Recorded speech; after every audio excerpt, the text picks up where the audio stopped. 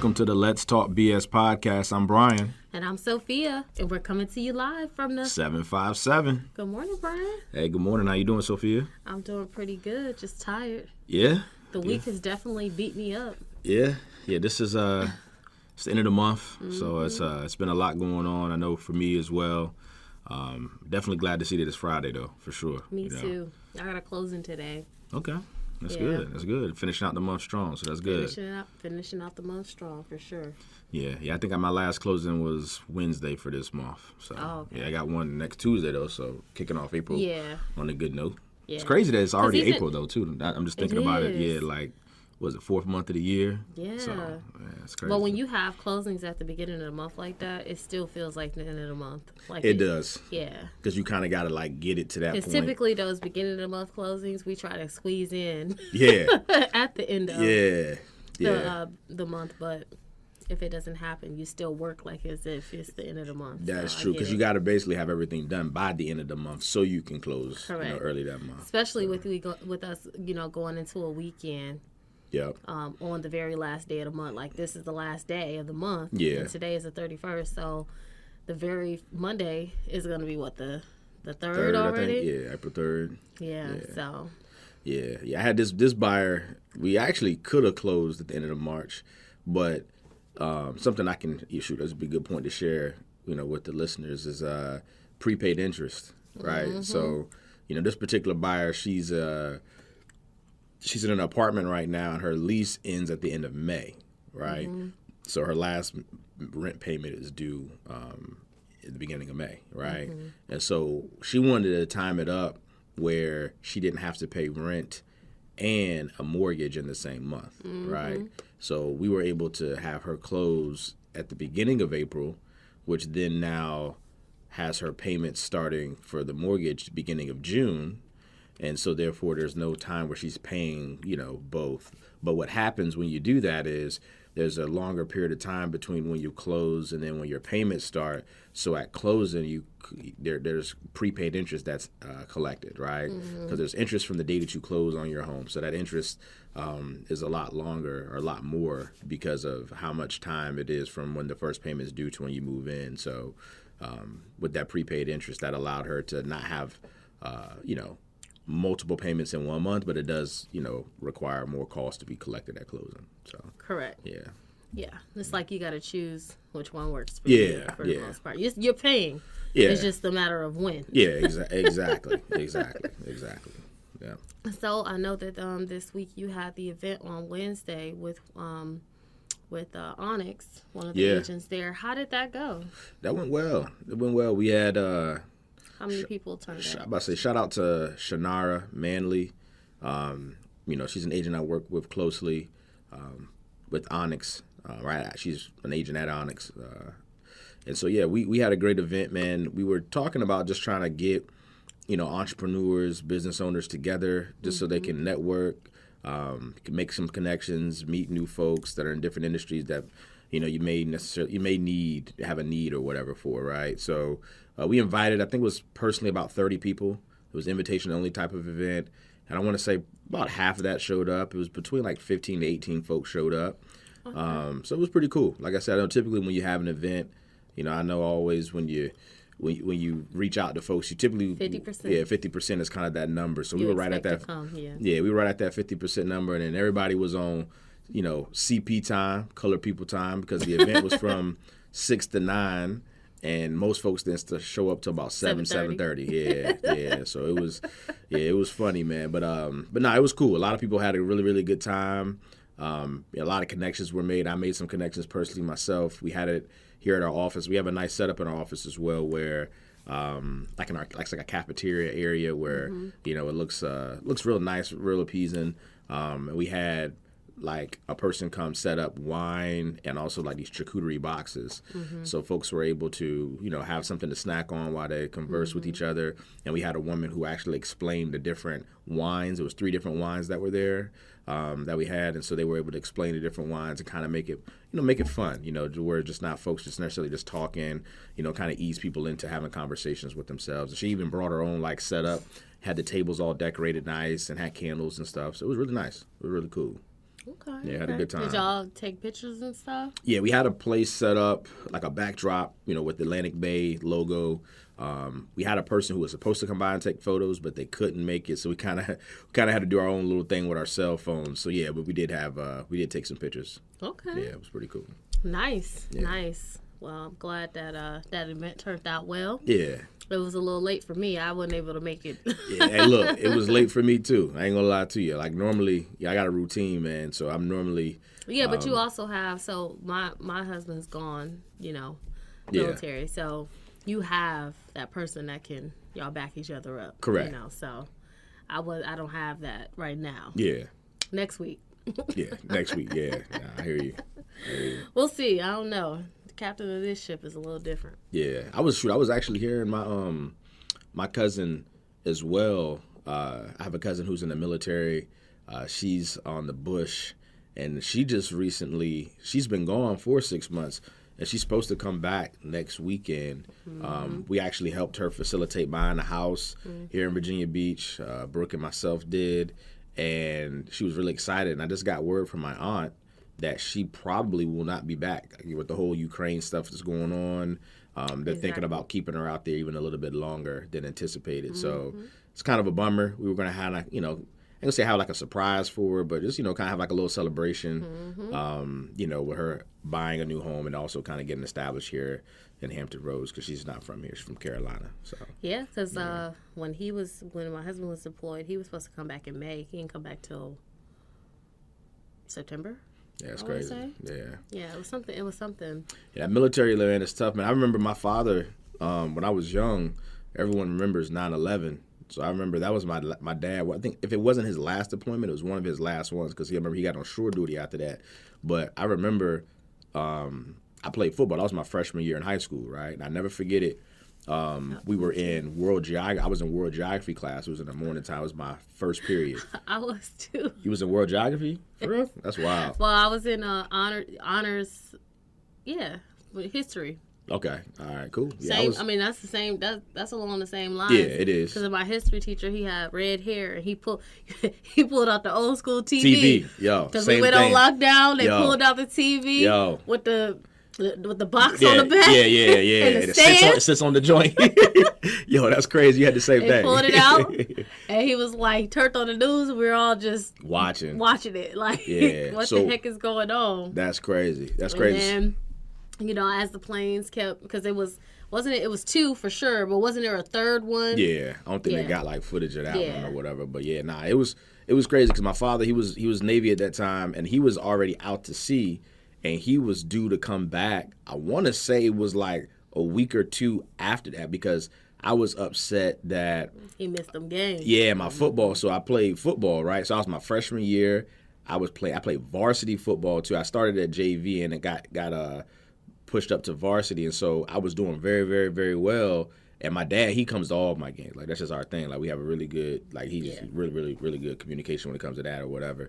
And so, he knew he was going to be gone, and missed maybe the first 2 games, but he was scheduled to come and, be able to be back for the next couple of games. But I was in world geography class. I'll never forget it. Our TV was already in the classroom, right? And so I remember they were like, yes, lockdown, something's going on, crazy. And then, the way our school is, high school is 2 levels. There's a, first level and a second level. So I remember our world geography class was on the second level. Mine was on the first. On the first level, right? So then I remember it was Miss Rita was her name. Because she was a real cool, everybody liked her. She was kind of on the younger side, so everybody liked Miss Rita. Dudes used to try flirt with her and stuff because she was a good-looking woman. My science teacher was like that. Yeah, so she was bad. She was a baddie back then. So I remember, like you said, they plugged the TV up and everybody was just looking. And then I remember, people, I never forget, people were just some people start crying. They were like, hold on, I know somebody that works there and blah, blah, blah. So people were just walking around. At first, they kept people in the classrooms, but then people were just walking around, going to the office, calling their parents. People were just getting picked up and leaving because it was it wasn't just in New York, it was up in, the capital as well. Correct. So it was just in D.C. and some folks had people who had government jobs that were working up there in or those whatnot. Buildings, yeah, so it was just a crazy time. My dad, he was supposed to come back. And then obviously with that situation, he didn't come back. He was pushed out even further. I can't remember, he came back a couple months after that or whatever. I remember it was towards I want to say like maybe like November-ish time. I think maybe just got home before Thanksgiving, if I'm not mistaken. But he missed my whole football year. But I remember how that whole deployment is and all that. So that's just tough, man. That was why I didn't, because I was so close to home. That was why I never wanted to go to the military, man. I could never do it. Never do it, man. Yeah. I almost joined the military. Me and my friend, she was older than me because she was born in January. And so my birthday isn't until the summer in July. Shout out Leo, you know. Oh. And her parents ended up signing for her to leave early. And my parents was like, yeah, no. And so by the time I turned 18, I just kind of like changed my mind. And I remember when she went to boot camp, like she came back. We were cheerleading because at the time I did all sports. And cheerleading was one of them. And we did sideline cheer, but we also practiced for like competition, so competitive cheer too. Okay. And so when we would do like all the things to practice for competitive, that was when she came back. Okay. And I remember she came back swole, like you know, like she had muscles and all this crazy stuff. And I remember like talking to her about it, and she was just like, it was hard, you know, stuff like that. And it's actually funny because she just got out like not long ago. Yeah. Yeah. And that's right around 20 years. Yeah, so that makes sense. I don't know if she did the full 20. I don't know if she did the full 20 because I know like she ended up meeting her. No. Okay. She ended up getting out. She was a reservist, I think. Okay. So she really wasn't. No, she was National Guard. That's what it was. I got you. But when you're in the National Guard, you still go Coast Guard, all them, even if they're not like Navy, Air Force, or Army. All those other ones, they still go through the same boot camp. Correct. Yeah. Correct. So, she's a real estate agent now. Oh, where? Yeah. Okay. What area is she at? Michigan. Michigan. Okay. Yeah. That's what's up. Yeah, she does really well. That's good. That's cool for herself. But yeah, I didn't go because I was a youngin' and my parents was like, nah. Then my dad, you know, he fought wars, so he didn't really want me to be a part of that life. Yeah. And I thought I wanted to be a police officer. That was a no. That was a no. Yeah. And then I became a loan officer later on in life. Yeah. I'm glad that you did that. I think that decision was a good one, right? I think it fell into place, yeah. That's good. I knew I wanted to help people. I just didn't know in what capacity. So. Yeah, me too. Yeah. But anyways, moving on. Let me tell you guys, thank God for home warranty, right? Uh-oh. So if you guys don't know what a home warranty is, it's basically a type of insurance that you can get towards your major appliances that are in your house. So HVAC, stove, the range microwaves, washer, dryer, like your big stuff, right? So my dryer started making like funny noises, and typically you pay like a monthly fee, and if something goes wrong, instead of you having to pay like a huge fee by buying whatever the new item is that has broken down, like say for example, let's say your HVAC goes out, and if that happens, depending on the size of your property, I mean, you're looking at somewhere between $4,000 to $10,000 for a new HVAC system, right? But when you have a home warranty, you can call them, they'll come out, they'll fix it, they'll attempt to fix it, and if it's something that they can't fix, they'll replace it. So just imagine you paying a monthly fee each month, a small monthly fee, maybe like $50 a month, 60. And when they come out, they do charge you a service charge for their time, which everybody, you know, nowadays you have to pay for someone's time, right? Correct. So it's like $75. And essentially, it's to help save you money in the long run. So then you're not responsible for paying that large fee at the end of something breaking down. So for me personally, my dryer was like making these noises. And I called, and the good thing about my home warranty is in the one service call, you could put like multiple things on there, and they'll just charge me the one fee. So I put, I put the dryer on there, and I put my stove on there because my stove, was flickering, like where the time clock is. Like everything worked, but everything was flickering. And so the day that they came out to fix the dryer, they got everything fixed, but it just so happened that my stove convection had went out. And so I was like, oh my God, this is great timing. So they went down, they took a look at the stove. They were like, oh, we got to order parts, so we'll be back the following week. So when they came back out, they didn't charge me because it was something that they couldn't fix the first time they were out there.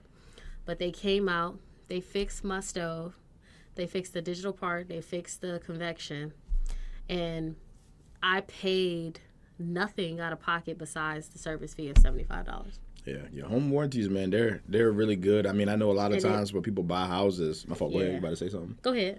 Yeah, I was gonna say I know a lot of times people buy houses. That's something that I always recommend is getting. You have to have homeowners insurance, right? So that's a non-negotiable. Yep. But I also recommend getting home warranty because, like you said, I mean, it's an annual fee. Yeah, you can pay it annually. Or you can pay it monthly. Yeah, and you know, it's something that it just protects your major appliances because those are when you're buying a home. A lot of times when I talk to first-time home buyers, that's their fear, right? It's like, hey, you know, when I'm renting or something, excuse me, something happens, then something you can happens. call the maintenance people to come out and fix it, and it's no cost to you. Excuse me. But with the home warranty, it's like in the essence of having that type of person. Mm-hmm. Obviously, there's a small cost. But let's say it's a major appliance that goes out, then in the long run, it can help you tremendously. 100%. Yeah, I agree. I mean, like she said, when you just pay that $75 or $50, I mean, it's normally less than $100 that you got to pay for the service fee. And they come out and they fix it, you know. And it's, like you said, the only, you know me, I'm always going to play devil's advocate. The only thing that I've had slight issue with when I've had home warranties, because I actively do have home warranties on my houses or the house that I live in, is, you know, sometimes you don't get to pick the contractor, right? That's the only part that you don't get to do. There are some home warranties I've heard out there now that allow you to pick the contractor, which I think is a very good you know, spin, I guess, on home warranty. I've heard they're a little bit more expensive. Licensed. Yeah, they got to be licensed and all that, but I heard that there are home warranties out there. I don't have that, but that is something I do recommend getting because you don't get to pick the contractor. Sometimes the contractors don't do really good work, or they'll just kind of put a Band-Aid on something, and then the same issue comes, and you're kind of just always, because a lot of times home warranty companies, they want to save money. They want to save money, and they don't want to pay. Yeah, they don't want to pay to get the whole. You know, if it's like Sophia just mentioned, if it's an HVAC that needs to be totally replaced, there's ways for them to get it going, right? To get your AC running or whatever, where it can only last maybe a week or two or a month or two. So they're going to do everything in their power to prevent for having to replace the whole system. Correct. So sometimes it could just get tedious where you come home one day and the AC's not working, and it's like week after week, and you know, after a while it kind of gets a little like that. But so that hasn't happened with me with home warranty specifically, but it has happened to me with appliance warranty. Gotcha. And so personally, I would never get a warranty on an appliance. Yeah, me neither. Yeah, me neither. Yeah. But the home warranty, I will. So for me, I remember there was one time where my washer went out. So I had a washer that didn't have the agitator in the middle. So the agitator is like that circular thing that's in the middle, and you put your clothes around it. So when I first purchased my house, I bought a brand new washer and dryer, and I thought I was getting like the most up-to-date washer. I was like, yeah, I'm not going to get the one with the stuff in the middle. It'll be cool to like put your clothes in there. Well, it was a Samsung, and it completely went out after a year and a half maybe. So I called the warranty place. They came out. You know how they give you the receipts of the repairs and the costs? They spent $4,000, and I'm not exaggerating, sending someone out to constantly come out and try to attempt to fix this washer. And it got to the point where Samsung, the company itself, was like, it's not, you can't fix it, just replace it. And they had to literally get on the phone with the warranty company and end up having to put it in writing like, this can't be fixed. Stop ordering parts from us. Just replace the dryer. Yeah. And I remember talking to the person on the phone, and I was like, y'all, after the second time, y'all should have just went ahead and bought the washer. The washer wasn't nothing but $700. Yeah. Washers ain't, I mean, obviously, I'm blessed to be able to afford a washer for $700, but that ain't a whole lot of money for a washer. There's more expensive washers than that. We bought like something that was like right in the middle. Yeah. But it was just crazy how like they were willing to spend all that money to get someone to attempt to fix something. Correct. And it didn't even work out. Correct. Yeah. So because a lot of times they pay, what happens is they're paying, like they have a set fixed rate that they're paying those contractors. And so it's cheaper for them to continuously order a part, try to do that, order a part, do that, order a part, do that. Because although those $4,000 costs you're talking about is a lot of labor cost, right? But they already are paying the contractor a fixed amount. So that's not truly what they're paying out to those contractors that are doing the work. So it's just like, it's one of them situations where they'll just try to avoid at all costs to try to do that. You know what I mean? You're right. Yeah. But even if they have a fixed rate to the contractor, once we got to that range, I mean, even if they were receiving a major discount, that $4,000 is just I mean, I'm not. I agree 100% with you. I'm just saying, like, that's the philosophy of why they're doing it that way. I just think it's, like I said, that's the only part that, like, I've had that happen to me. So I know, obviously, I'm happy that you haven't had any type of thing like that. But I've had situations where it just was crazy. Like, I'm like, at the end of the day, like, yo, it just needs to be replaced. Like, you're just trying to avoid the inevitable. It's older. You're putting a Band-Aid here, then this is messing up. And it's just like, I got to the point where I have a family. I can't afford to, like, I'm at work and they're at home and then the AC's out and I gotta wait, have the warranty company do that. So I just end up getting it done myself. You know what I'm saying? So, but yeah, home warranty companies, like I said, all in all, home warranty is definitely something I would recommend for sure. Yeah. Thank God for the home warranty for me because it was easy. I mean, I could work from home. I have the ability to. Now, I can't say that was the only thing that I didn't like. Their window was like 8 a.m. to 5 p.m. So basically, I had to wait all day for them. But outside of that, I mean, it was cool. They came in, they did their job, they fixed it. It wasn't like what was going on with my two things. It wasn't like it wasn't working at all. Yeah. So I could still use my stove. Yeah. It was just a matter of it looking funny. Correct. I could still use my dryer, but it was a matter of it like you also don't want to being loud. Yeah, there sometimes those things could be things that's like electrical fire sparks, like stuff could be happening that you don't necessarily know. Correct. So you definitely want to make sure you get those things taken care of as soon as you see that there's an issue. Correct. So, and for your dryer, so that's what I wasn't doing. I wasn't like cleaning out the lint. Like not just from the lint in front, because I clean that all the time, but like you're supposed to get your dryer cleaned every year. And so when they took the dryer apart, in the dryer, there was so much lint in there. And basically that's what they told me. They were like, it was so much lint in here that it was catching fire. It was like little sparks. Wow. Yeah, that's dangerous. Yeah. So now I'm like, I need to check mine then. Yeah, definitely check it because when they took the front, I never really saw a dryer like taken apart. Have you? No. Yeah. No. I have. Yeah. I had a situation back with a previous funny Samsung washer and dryer. So I did the way it was set up. I did see them take it apart, but yeah, I mean, okay. So for me, it was like in the base of where the dryer is. Once you take the front part out, because I have the front. No, I have the front load dryer. So once they take basically like the size and all that stuff out, it was lint everywhere. Like it looked unreal. That's crazy. Yeah. So they cleaned it up. I told myself, I said, now I'm about to get everything cleaned. I'm about to get my vents cleaned. I'm about to spring cleaning. I mean, that's what it is. Yes. So yeah. Yes. Thorough clean. Everything. Clean. That's funny. Every kind of clean I can get. Sanitation, sanitizing, whatever you want to call it. That's funny. Yeah. So that experience was eye-opening, and I'm glad that I had the home warranty. But now I know every year someone needs to come out and clean my dryer and my vents. Yeah, for sure.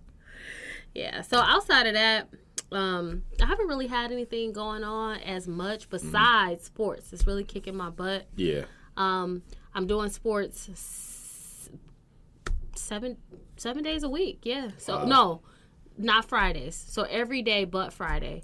Okay. So Monday nights we have practice for one child. And then after practice, she has a secondary practice at a different place playing volleyball. Tuesday night, game. Wednesday night, I have 2 girls that are practicing. One soccer, one volleyball. Thursday night, game. Friday, nothing. Saturday morning, practice for volleyball, game for soccer, 2 games for volleyball, and then I have assisted coaching. So I am coaching as well after the games on Saturday, and then I coach open gym. I assist coach open gym on Sundays.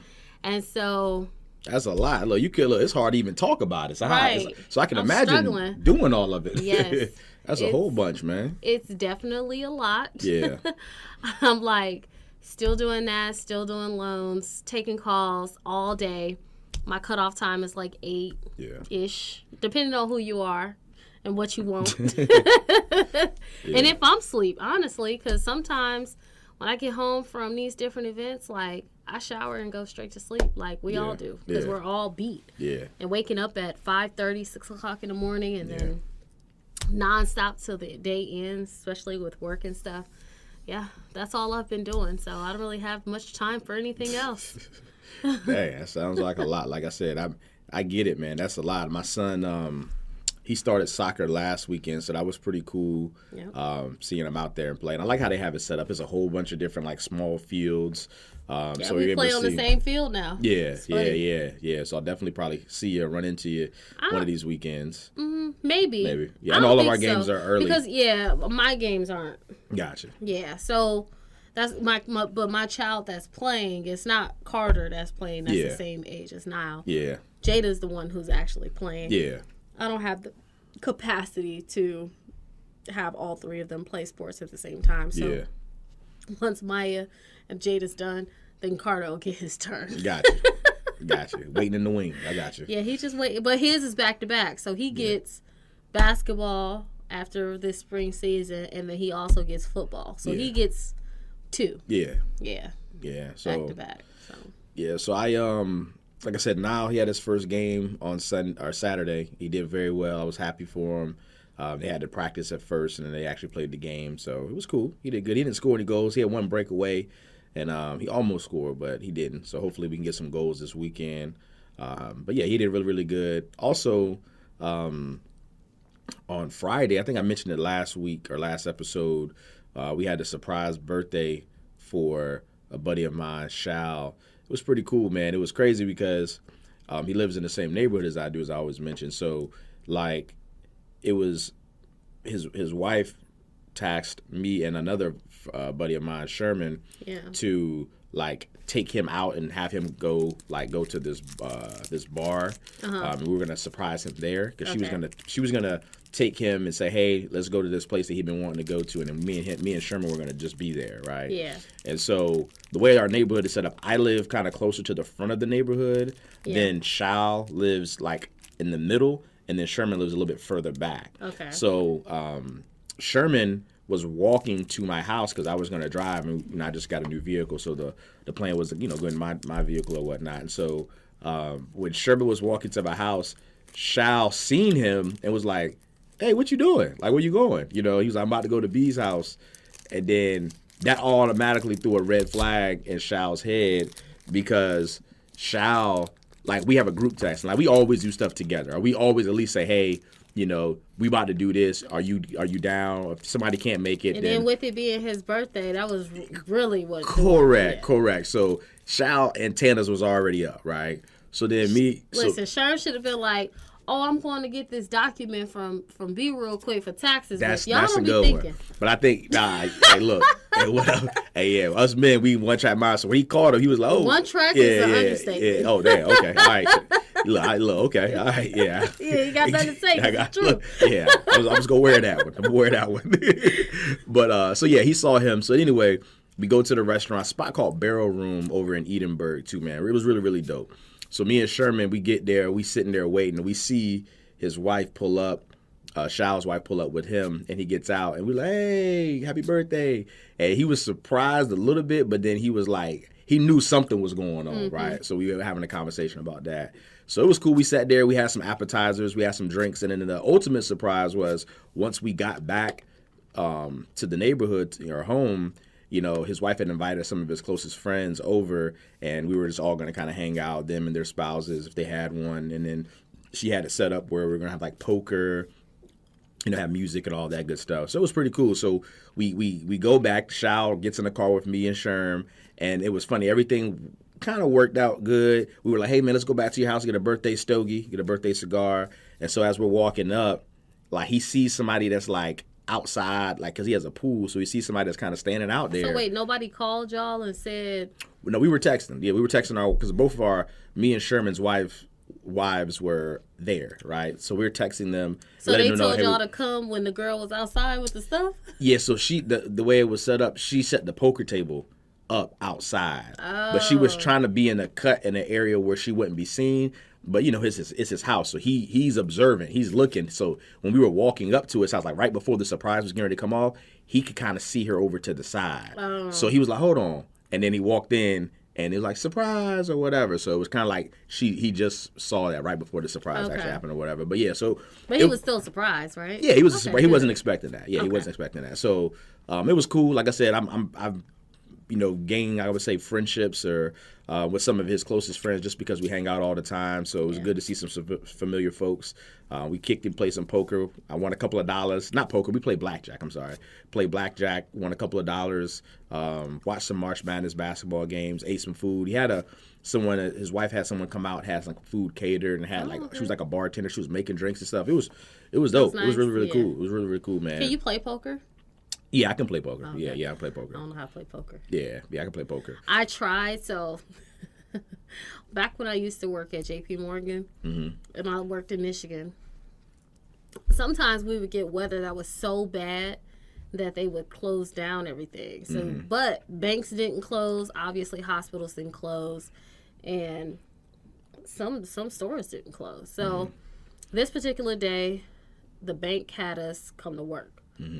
So we get there. I'll never forget because I had to go across a bridge to actually get to work because I lived in Grand Rapids, but I worked in Granville, which was not close. Not close enough for. It's kind of like me living in Chesapeake and working in Hampton. Okay. Wow. Yeah, that's a nice little drive. Nice little drive, right? Yeah.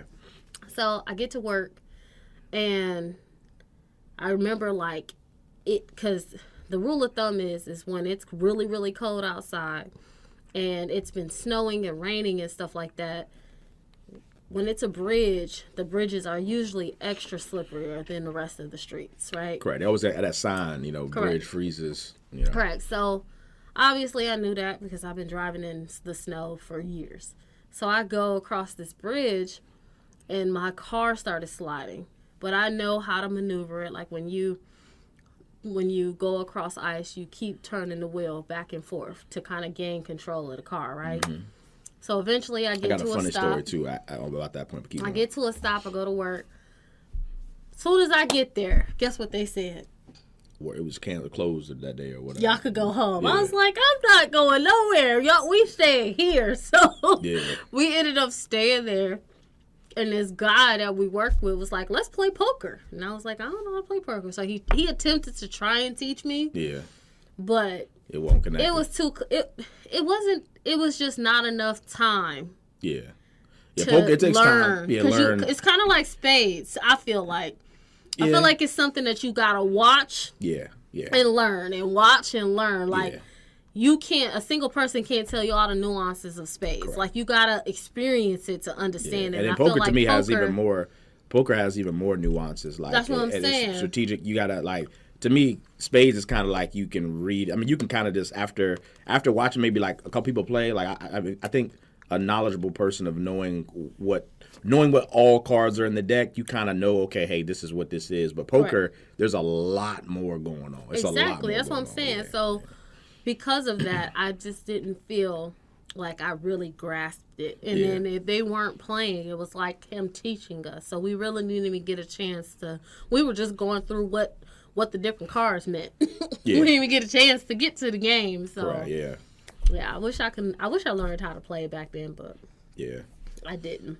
Yeah, man. But I was going to jump back in when you mentioned the car. I never forget when I was younger, you know how you take the behind the wheel class, you know, to get your driver's license. So I did that fine. Everything was cool there. But you know how you also got to go and like take the test like at the DMV, right? So no, I didn't do that, but okay. Get your permit. You don't have to take a. I did mine through school. So basically, through Sears. Sears, the department store. So Sears had a class that you could take, and you would take the class, and then you would do your driver's test.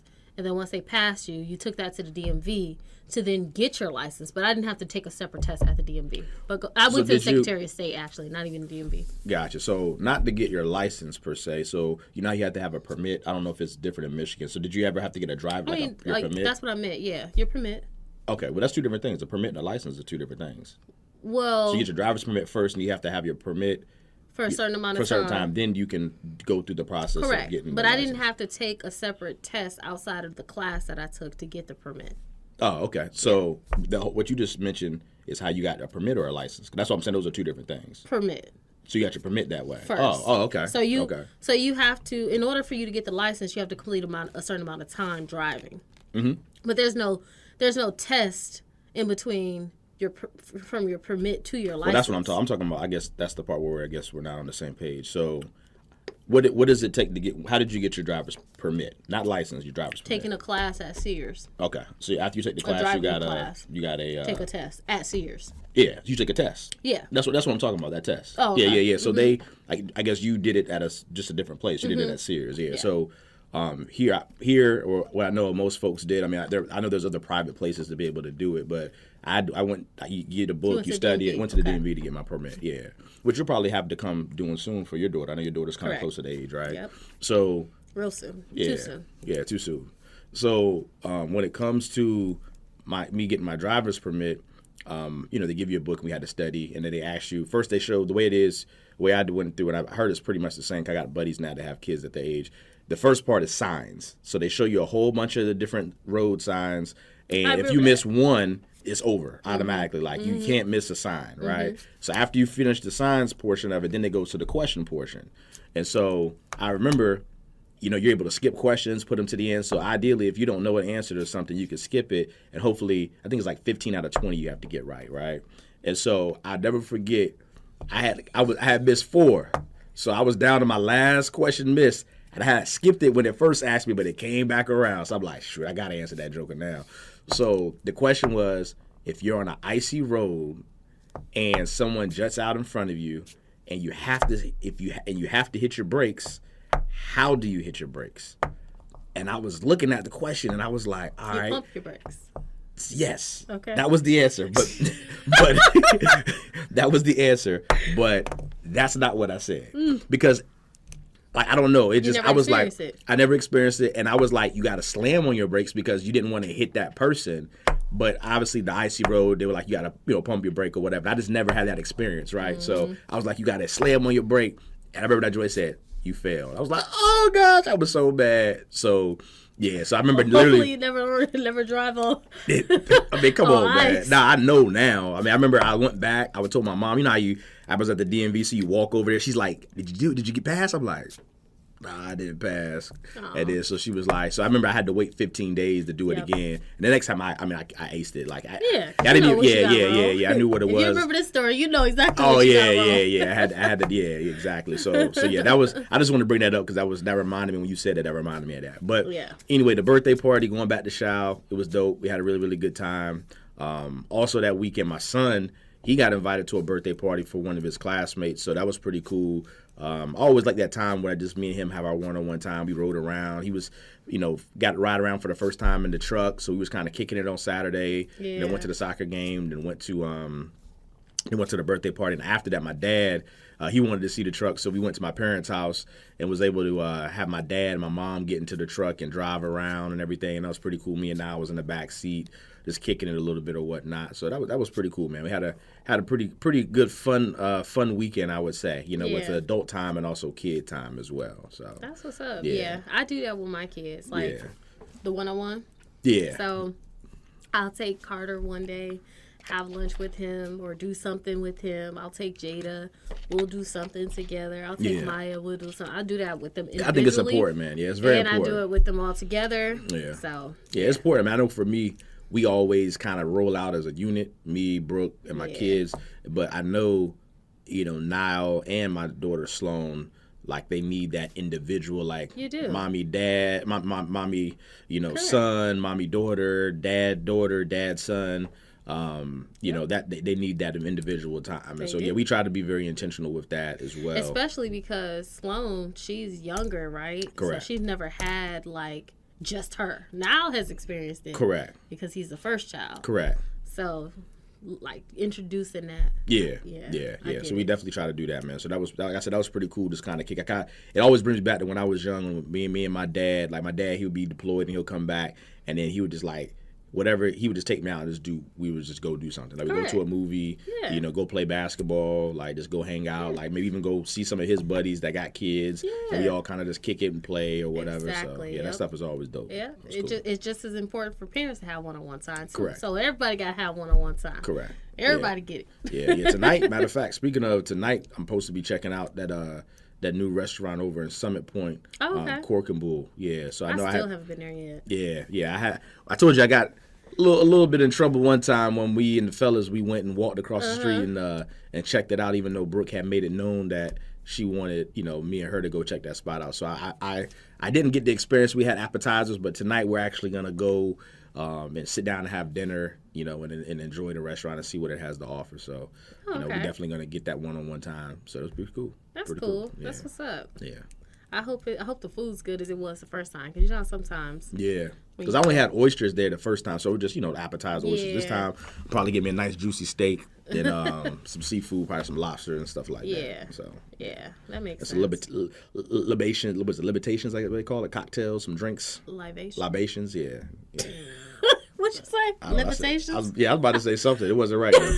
It wasn't right. Hey, look, but you can't get on because you didn't look. Yeah, nope. I was gonna say. I didn't even. That's why I ain't gonna keep. I didn't even come because I got a whole bunch of stuff. Don't even. Nope. All right, we'll keep it there. So, and also too, I was gonna say on Sunday. You scared me before I said my bad. What? I'm tripping. Last week on Sunday, I cooked on the grill. And it was my first time cooking on the grill since I think the Super Bowl. So it's been a couple months since I cooked on the grill, and made some banging burgers. It was really, really good. Matter of fact, like what made them banging? You had some banging sauce or something? Nah, we got they just were good. Yeah, they were just real good, man. We got I think Brooke this time, because we typically grocery shop at like. At different places, like we'll get some stuff from Wegmans, some stuff from Whole Foods, Trader Joe's, and Kroger, because the Kroger right by our house. Mm-hmm. So it's just like we can get stuff from all different places. So I know this particular time, I think this is the first time I can recall getting the ground beef from Wegmans, and it was really good. Wegmans is they got some good produce, some good stuff. So it was really good. And my son, is huge. Huh? That store is huge. It is huge. Yeah. And my That's son, like a shopping mall. It is like a shopping mall. It is. It has parking decks and all that stuff. Yeah, it's crazy. I remember I told you I went there. Because I was making some oxtail. Okay. And I needed some allspice. Mm-hmm. Mm-hmm. But I needed the allspice like balls. Mm-hmm. And I had been looking for it. Couldn't find it. Yeah. So then I was like, okay. So I Googled it. Wegmans had it. I went to Wegmans. I was like... I had not even... So I have always seen the parking garage there. Yeah. But I didn't know that the parking garage was connected to a grocery store. Yeah, specifically for that spot. Yeah. But and I was like... That's crazy. So when you come around... So the way it sits is on Independence. And I don't even know what street that is. But it's right before Virginia Beach Boulevard. And when you come around and you turn on that side street, then you could see that it's a grocery store. But see, for me, I only drive up and down... Independence. I don't usually turn anywhere. Yeah. You know what I mean? Yeah. So it was just funny, like going into that grocery store. I felt like it felt weird because I did an order pickup. I didn't know where to get the pickup order from because of the parking garage, and I just was like, where the heck do I go? So yeah. It's big. Brooke, she loves this place, man. I mean, it's probably like 20 minutes from our house, and like we pass so many grocery stores. Yeah, she'll go there to get stuff that we can go right where Kroger is, literally right around the corner. You know what I mean? Which I mean, it is what it is. It's cool. You know what I mean? I do see a difference, though, in, some of the stuff. They do have a lot more variety, hence it being so big. Yeah, they do. But they do. Yeah. I don't think I could drive 20 minutes out the way to go to the grocery store, but I think that's it's a nice place, though. Yeah, absolutely. So, yeah, I didn't want to mention I had those banging burgers. It was good. My son and my daughter, they normally, like, we cut a burger in half so they can eat them separately. Like, they both wanted their own joints. They was like, yo, Daddy, this is good. I was like, okay. They growing. That's what's up. Yeah, they growing. They grow. It's funny when I know this sounds crazy, and I know it's probably just my mind, but I feel like when your kids are growing when their appetite increases, because it's always going to increase and go down. You might have nights where they don't eat nothing, and it's very little that they eat, and they snack here and there, but then they have these spurts where they eat like they're grown-ups, and that's how you know when they're growing. Yeah. My son, he's like, if it's something he likes, he's on the level where he eats a lot. Like, he eats up equal to what I eat, like, and I eat a lot. Like, when I sit down and eat, I overeat. Like, I've looked it up where, like, the portion size I eat, like, I normally eat way more than what I'm supposed to when I sit down and eat. Like, my son can rival what I eat, and he's 4. It's crazy. It's crazy. That is funny. Yeah. All right, guys. So we kind of described to you what our week has been like. I feel like we actually spent a lot of time on that. Did. But now it's time for us to exercise our knowledge. So during this segment, we like to ask you a mortgage-related question, but don't worry, we'll reveal the answer later on in the segment. So today's exercise your knowledge question is, are all interest rates the same for all mortgage loans? Yeah. So that's a good question. I've had people call and ask this question all the time. So think about it, guys. Hold that in your head and back of your mind as we continue to move on to our topic for today. But are all interest rates the same for all mortgage loans? That's a good question. As we mentioned before, there's, VA loans, FHA loans, conventional, USDA. Those are your 4 major loans that we typically see and we deal with. So the question is, I always get a call, what's the rate for today, right? So is the rate consistent across all loan types? Correct. Or the news. Yeah. Well, the news said. Yeah, yep, exactly.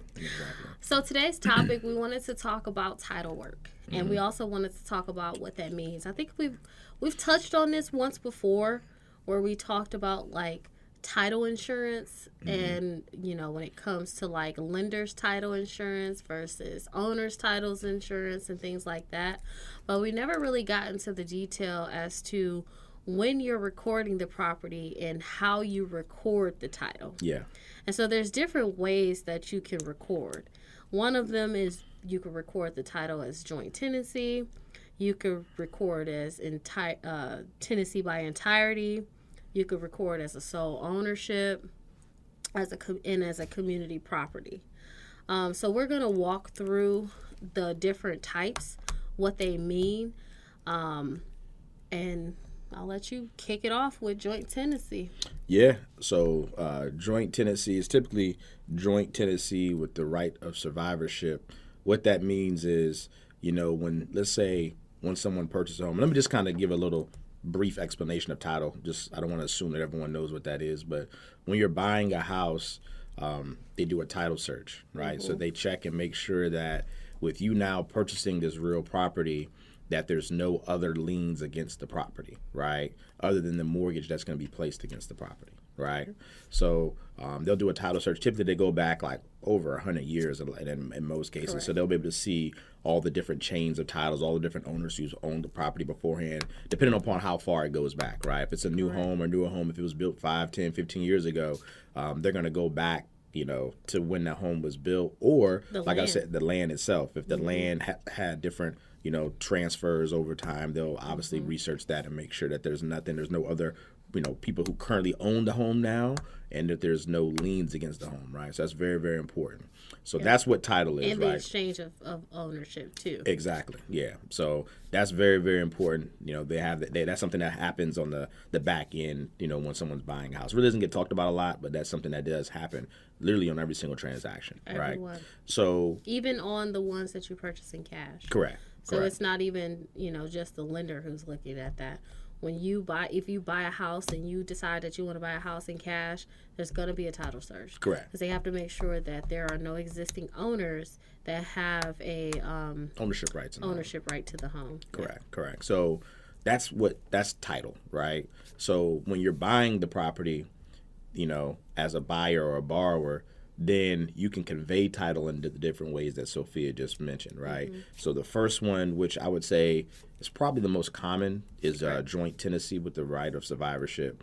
So what that means is if you have, let's say, husband, wife, or two people that are buying the home, if one of the persons passes away, the surviving person is now fully owns the home, right? So they both have equal ownership in the home at the time of both of them living. So they're joint tenants, basically, in a sense. They jointly have ownership. They jointly have equal rights.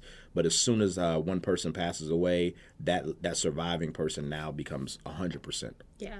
And so this particular way would apply to an individual who's not married. So say there's a son and mother who buys a home together, mm-hmm. or let's say it's two sisters, or just two people in general. Just two people in general. Not married though. Yeah, don't have to be married. I'm just saying two people in general. Two people in general, or more. Mm-hmm. Yeah.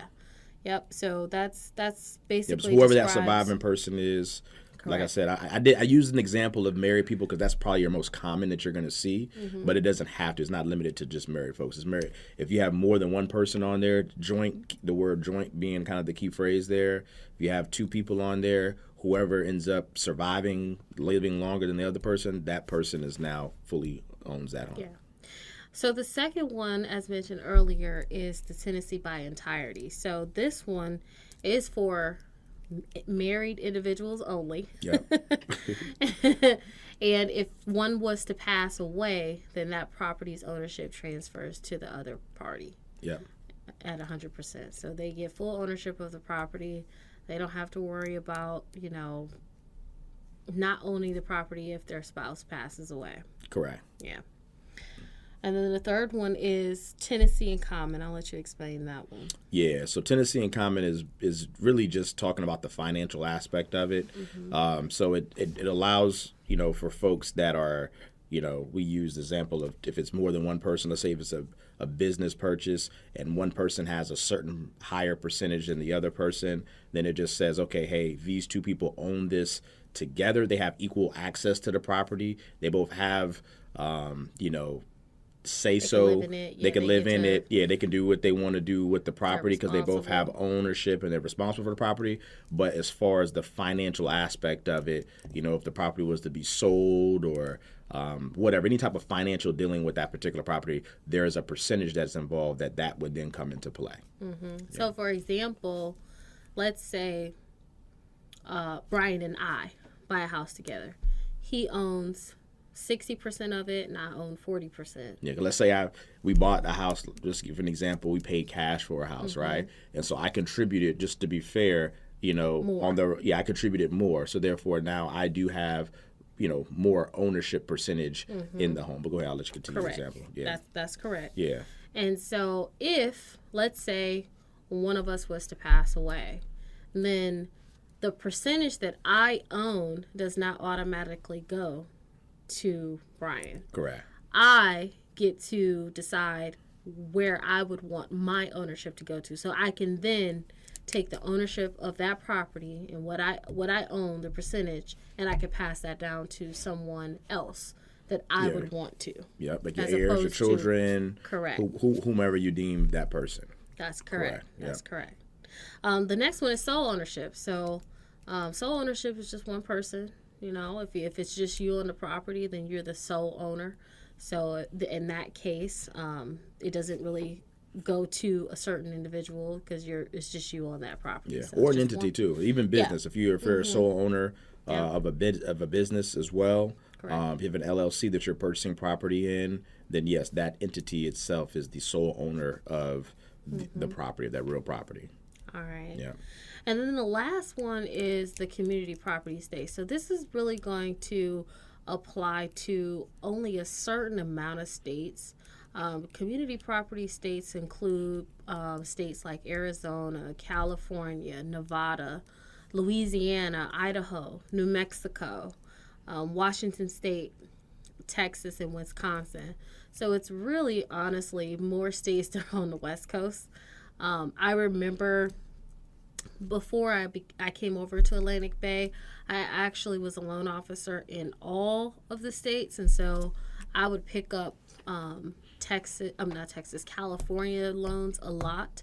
And California, like I said, is a community property state, and doing loans in those states are not easy. Correct. Yeah, because a lot of those have they have extra steps. Yeah, they just have extra laws and extra rules in place. So it's like you gotta not just worry about the overall guidelines of lending, but you also have to worry about the jurisdiction of this and how this is looked at, and the different little legalities there. Yeah. Yeah. So when you're purchasing California, let me come back. If you purchase a house in Virginia, and let's say I want to purchase a house, and I want it to be in just my name, even though I'm a married individual, I want to purchase. Here in Virginia, you could do it. No problem. It doesn't matter. But let's say we lived in California and I wanted to purchase a home. Then I would have to have my spouse as an owner on that property. They have to sign the title, and it has to go as far as whatever debt they have. I have to include that in my ratios, even if my name isn't on the debt. So everything is joint in these states. So I'll let you finish explaining what the community property ownership means, but just know that this only applies to those states on the west side of the country that I mentioned earlier. And so just kind of piggybacking off that example you said, let's say you have, married couple, and let's say the husband is the one that works in the family, right? And let's say the wife, she stays at home, takes care of, let's say they have children, right? And the husband, they purchased the house. Let's say they based everything off of the husband's financial situation. Let's say because he's working, let's say he's the one that put the money down, whatever, right? He's the one that's the breadwinner in the family. And let's say something doesn't, the situation doesn't work out for them, and they have to go through they choose to go through a divorce, right? What happens then is it's 50-50 as far as there's no agreement that's drawn up. There's no lawyer when you go through a separation agreement where they say, hey, you were the one paying it, so you get a certain amount of percentage. It's automatically once you're married and you own real property, it's equal across the board. And that's, I think, for mostly everything when it comes to those states. I mean, cars. I mean, it's pretty much everything. Everything that you guys own. It becomes 50-50. You cut it in half, and that's how you separate it. I remember a long time ago. I remember, rest in peace. He's my favorite basketball player of all time, Kobe Bryant. I remember he had a situation where he was married, and I think when they were about to divorce. Him and Vanessa, they were getting ready. They had a rocky situation in their relationship and their marriage, and they were, I guess, rumors going around about them possibly divorcing. And I remember people was like, "Dang, she's getting half, or whatever." And because they lived in California, she took care of their kids and their family, and but they lived in the state of California. So like Sophia said, that this applied to their situation. You know what I mean? And so I remember the whole little thing came out. She wasn't shooting with me in the gym. You know what I mean? Yeah. So I just remember that going on. But that just kind of applies, to this type of situation as far as hey, if you live in one of those states and you are married, it's 50-50. Regardless of however you and your spouse set up the dynamics of financing or ownership, it's 50-50 automatically. Yeah. Correct. Now, we're not attorneys, obviously. There probably are things that you could put in place to change it. But let's say you're a person that's just buying a house with your spouse. Then even if your spouse is not on that loan, all we're saying is regardless of who's on the loan, it's equal ownership, no matter who obtained the asset. So correct. And that applies to those community property states. That's correct. So moving on, earlier this segment, we gave you guys the exercise your knowledge question. And that question is, are all interest rates the same for all mortgage loans? So, during the early part of the segment, we like to ask a mortgage-related question, and we wanted you guys to kind of think on it, come up with the answer, formulate the answer in the back of your mind, and then we would reveal the answer later on in the segment. So now it's time for our drum roll. So the answer to this question is no. No, no, no. Interest rates are not the same across the board. Correct. So I just recently had someone who reached out to me, and they were like, well, the news said that the rates are getting low. And I was like, well, what exactly did the news say? Because for me, it's all about how they received it, right? So they were like, oh, they were talking about conventional loans. Okay, great. Did they mention how much money that person was putting down? Or did they mention what that person's credit score was? They were like, oh, no. I said, well, that's very important. I said, because every loan not only has a different tier of rates, but every loan also has a separate tier depending on how much money you're putting down, what your credit scores are. I believe that type. They even factor, loan type, the DTI. I mean, there's so many. If you're living in the home, if you're not going to live in the home. Correct. Those are all called loan level price adjustments. Correct. Yeah, so there's not a riskier, one-all, the higher. Correct. There's not a one-all, be-all rate, right? No. So I think that's obviously something that we hear a lot when people call. Because I get that call all the time. Hey, what's rates today? And it's like, well, we don't have any of those other information. We don't have that person's credit. No. We don't have any of that. So all those things, or factor the disappointment. in. Like, for instance, Virginia Housing. Virginia Housing has set rates, right? Their rates are completely different. They're in a whole different system because they send us their rates every day. It's not the same as when we're pulling rates for all the other loan products, right? So this particular example where I got the question, well, what are the rates for today? And I'm like, well, if we're talking about your specific loan, there hasn't really been an adjustment. Maybe 0.25% is what it decreased to, which is a decrease, but it's not, nothing like what the news said. Correct. The news will have you thinking that prices dropped a percent.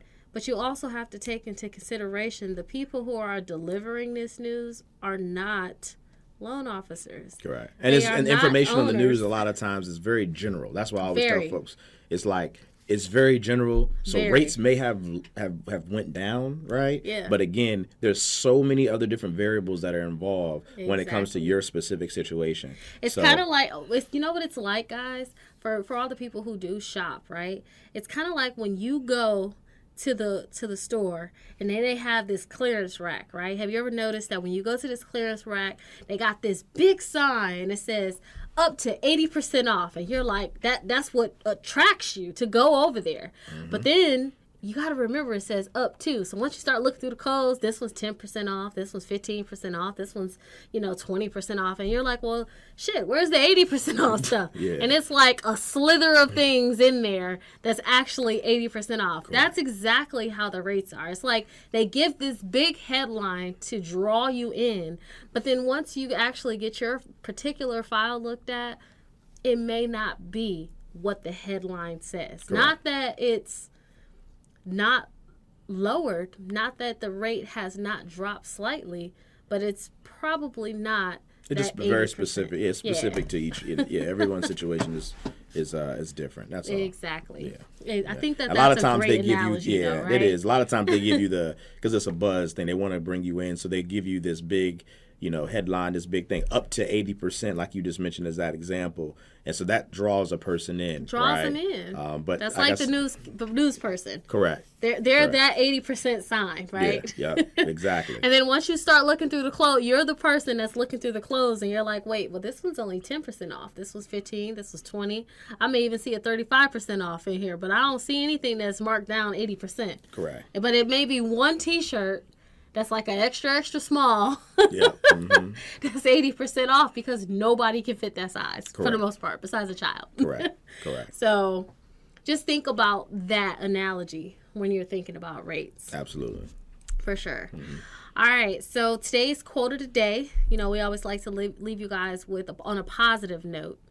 And today's quote of the day is, learn as if you will live forever, but live like you will die tomorrow. I think that is such a great quote. I agree. Because I just was talking to my best friend, and I was like, I always try to soak up as much knowledge as I can, right? But I live my life. You know what I mean? Like, I'm not stuck. Yeah. And I'm so glad that I was able to get into this particular type of job, because I couldn't imagine doing what I do now with a 9 to 5 job where I'm stuck at a desk, not able to move, leave, do anything. Yeah. So. Yeah, no, I agree 100%, man. I mean, I do that. I have conversations all the time, with, like, my peers and with folks, buddies of mine, and I always tell them, like, hey, a lot of folks have that survivor mentality where it's like they want to hold on to stuff. They don't, they always want to try to hold on like they're going to live forever and ever and ever and ever. And there's different experiences that come that just they don't ever take advantage of, or it passes them by because they're trying to survive and wait for this later thing. And I'm like, hey, there's years upon years that are going by where you can have these experiences and these moments that you can cherish for forever, right? So I am too. I live in the moment, man. I try to. There's an opportunity if something's going on and I want to be a part of it. I'm gonna do it. Like there's nothing. I mean, to me, it's just, hey, let's do it. Why not? Correct. I mean, we only have one life to live. So why are we trying to wait and try to feel like there's no perfect way to go about it? I mean, whatever you want to do, go out there and try to make it happen to the best of your ability and experience everything that you can. Correct. So. And even if you fail, it's a lesson learned. Correct. Always think about that. Like, just because you failed at something, that means you learned something. Correct. So 100%. As long as you keep learning in life, that's all that matters. You can never fail. That's right. That's true. That's true. Well, that's all the time that we have for today, guys. Please follow us on Instagram and Facebook. My Instagram and both Facebook are skb_mortgage. Yep, and mine is Bryan, BRYAN _ Royster, ROYSTER. I tell you, each time we got to do better. Thank you for listening to our podcast, and we will see you next week. See you next week.